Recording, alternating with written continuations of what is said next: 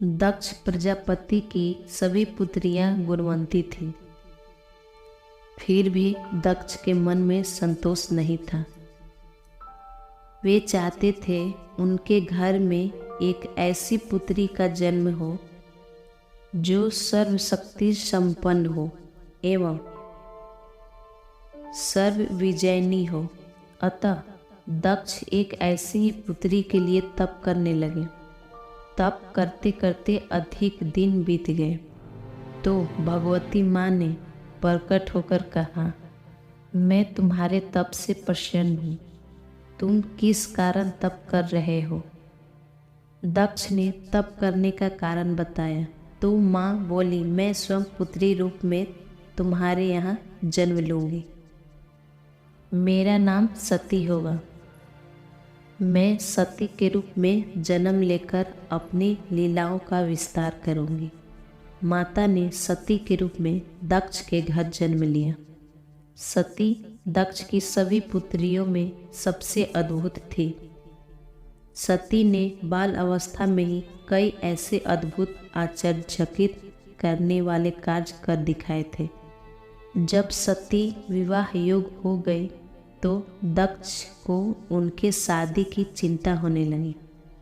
उन्होंने ब्रह्मा जी से इस विषय में बातचीत किया। ब्रह्मा जी ने कहा, सती आद्या की अवतार है। आद्या आदि शक्ति और शिव आदि पुरुष है। सती के विवाह के लिए शिव ही योग्य और उचित वर है।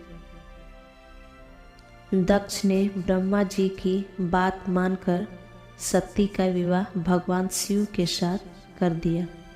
सती कैलाश में जाकर भगवान शिव के साथ रहने लगी। भगवान शिव दक्ष के दामाद थे, किंतु दक्ष के हृदय में भगवान शिव के प्रति बैर और विरोध पहले से ही था। एक बार देवलोक में ब्रह्मा जी ने धर्म निरूपण के लिए एक सभा आयोजन किया था। सभी बड़े बड़े देवताओं सभा में बैठे हुए थे। भगवान शिव भी इस सभा में बैठे हुए थे। सभा में दक्ष का आगमन हुआ। दक्ष के आगमन पर सभी देवता उठकर खड़े हो गए, पर भगवान शिव खड़े नहीं हुए। दक्ष ने अपमान का अनुभव किया। केवल यही नहीं, उनके हृदय में भगवान शिव के प्रति ईर्ष्या की आग जल उठी। वे उनसे बदला लेने का समय और अवसर की प्रतीक्षा करने लगे। एक बार सती और शिव कैलाश पर्वत पर बैठे हुए थे। उसी समय आकाश मार्ग से कई विमान खंडल की ओर जाते हुए दिखाई पड़े। सती ने उन विमानों को देखकर भगवान शिव से पूछा, प्रभु ये सभी किसके हैं और कहाँ जा रहे हैं? भगवान शिव ने कहा, आपके पिता ने बड़े यज्ञ को आयोजन किया है। सभी देवताओं इन विमानों में बैठकर उसी यज्ञ में सम्मिलित होने के लिए जा रहे हैं। इस पर सती ने पूछा, प्रभु क्या मेरे पिता ने आपको यज्ञ में सम्मिलित होने के लिए नहीं बुलाया? भगवान शिव ने कहा, आपके पिता मुझसे बैर रखते हैं, फिर वे मुझे क्यों बुलाएंगे? सती मन ही मन सोचने लगी। फिर बोली, यज्ञ के इस अवसर पर मेरी सभी बहनें आएगी। उससे मिलने हुए बहुत दिन हो गए हैं। यदि आपकी अनुमति हो तो मैं भी अपने पिता के घर जाना चाहती हूँ। भगवान शिव ने कहा, इस समय वहाँ जाना उचित नहीं होगा। बिना बुलाए किसी के घर जाना उचित नहीं होता है। इस बात पर सती ने प्रश्न किया, ऐसा क्यों? भगवान शिव ने कहा, विवाहित लड़की को बिन बुलाए पिता के घर नहीं जाना चाहिए। लेकिन सती अपने पिता के घर जाने के लिए बार बार बातें दोहराती रही। उनकी इच्छा देखकर भगवान शिव ने पीहर जाने की अनुमति दे दी और वीरभद्र को उनके साथ भेज दिया। घर में सती से किसी ने भी प्रेम पूर्वक बात नहीं किया। दक्ष ने उन्हें देखकर कहा, तुम क्या यहाँ मेरा अपमान कराने आई हो? पिता के कड़वी बातें सुनकर भी सती मौन रही। सती उस यज्ञ मंडल में गई जहाँ सभी देवी देवताओं और ऋषि मुनि बैठे हुए थे। सती ने यज्ञ मंडप में सभी देवताओं को सम्मिलित देखे और भगवान शिव को सम्मिलित न देखकर अपने पिता दक्ष से पूछा, आपने कैलाशपति को सम्मिलित क्यों नहीं किए?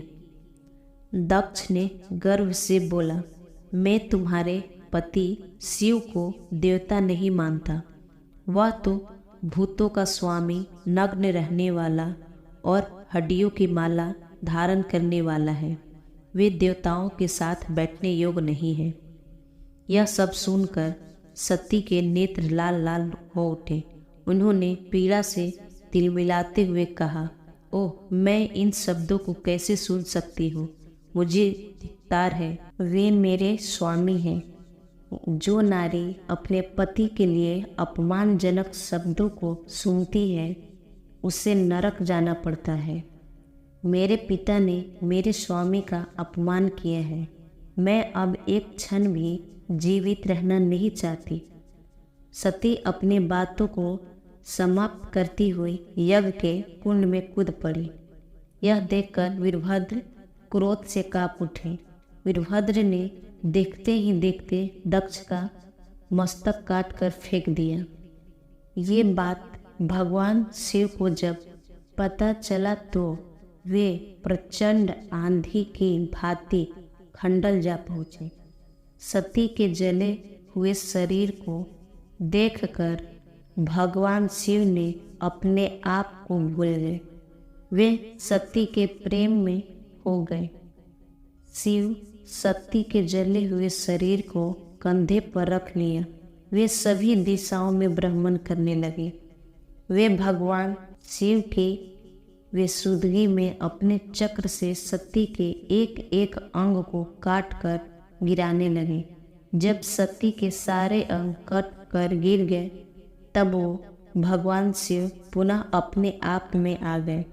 धरती पर जिन जिन स्थलों पे सती के अंग कट कर गिरे थे वही स्थान सती पीठ माना जाता है।